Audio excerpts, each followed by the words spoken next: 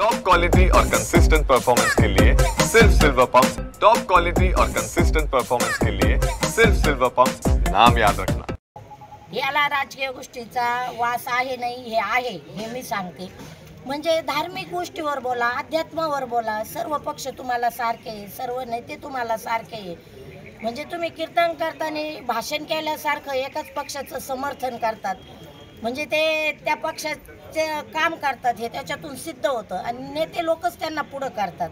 हे कुठंतरी थांबलं पाहिजे। तुम्ही नारदाच्या गादीवरून कीर्तन सेवेतून बोलता, लोक तुम्हाला अध्यात्म धार्मिक ऐकण्यासाठी येतात आणि तुम्ही द्वेषाचं राजकारण, द्वेषाचं बीज पेरतात, धर्माधर्मामध्ये भांडणं लावतात। तुम्हीच हिंदुत्ववादी नाही, आपण सर्वजण आहोत। भारतातील सर्व नागरिक गुण्या गोविंदाने राहतो। हिंदुत्वाच्या नावाखाली द्वेष निर्माण करण्याचं आणि लोकांमध्ये दुफळी निर्माण करण्याचं काम करू नये कीर्तनकारांनी, असं माझं म्हणणं आहे। खूप कीर्तनकार हे नेत्यांचे, आता ग्रामीण भाषेत म्हणतात, नेत्यांची पाकिटं घेऊन कीर्तन सेवा द्यायला लागली। हा महाराष्ट्र तुकारामांचा, ज्ञानेश्वरांचा, चांगदेव हे आपले लोक होते, परंतु आता त्याच्यावर धार्मिक गोष्टीवर बोलण्यापेक्षा राजकीय गोष्टींवर कीर्तनकारांनी बोलू नये आणि हे प्रस्त वाढत चाललेलं आहे। प्रत्येक निवडणुकीच्या वेळी कीर्तनकारांना आणणे, त्यांचे कीर्तन ठेवणे, ह्या गोष्टी वाढत चाललेल्या आहेत। म्हणजे आज धार्मिक लोकांना धर्मांध केलं जात आहे।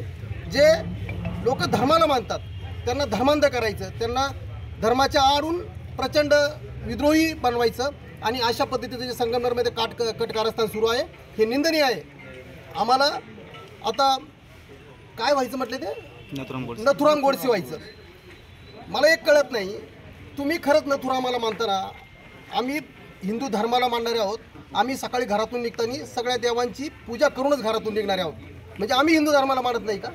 इथं आलेले सगळे, तिथं बसलेले सगळे आणि ह्या भारतातले सगळेचे सगळे लोक हिंदू धर्माला मानणारे आहेत। प्रत्येकाने प्रत्येकाच्या धर्माचा आदर केला पाहिजे। हिंदू धर्मियांनी हिंदू धर्माचा आदर केला पाहिजे, मुस्लिम धर्मियांनी मुस्लिम धर्माचा आदर केला पाहिजे, ख्रिश्चनांनी त्यांच्या धर्माचा आदर केला पाहिजे, कारण हा सर्व धर्म समभावाचा हा देश आहे। अशा देशामध्ये तुम्ही फक्त धार्मिक द्वेष निर्माण करायचा, धार्मिक भांडणं उभी करायची आणि आजच्या काळामध्ये थोरात साहेबांची जी इमेज आहे संपूर्ण राज्यामध्ये, अगदी विरोधातले एक नंबरचे नेते, मग त्याच्यामध्ये मुनगंटीवार असू द्या, देवेंद्र फडणवीस जी असू द्या, कोणताही देशातला असू द्या नेता, तो साहेबांच्या विषयी आदराने बोलतो, परंतु काही लोकांना साहेबांच्या विषयी प्रचंड त्यांना असूया, द्वेष, ॲसिडिटी झालेली आहे, त्यांना सारखी मळमळ होते। परंतु ही मळमळ भविष्य काळामध्ये कमी केली जाईल आणि साहेबांच्या विषयी ज्या पद्धतीने वातावरण तयार केलं जातं, या वातावरणाला आम्ही वेळेला उत्तर देऊ। कारण आगामी आता जिल्हा परिषद, पंचायत समित्या, नगर परिषद या निवडणुका आलेल्या आहे। या निवडणुकीच्या निमित्ताने परत त्या महाराजांच्या माध्यमातून धार्मिक द्वेष निर्माण करायचा, धार्मिक रंग द्यायचा आणि निवडणुका परत जिंकायच्या, असं त्यांचा मनसुबा आहे। परंतु जनता आता सुज्ञ झालेली आहे। अशा कोणत्याही प्रलोभनांना, अशा कोणत्याही भूलथापांना किंवा अशा कोणत्याही प्रकरणांना लोक बळी जाणार नाही।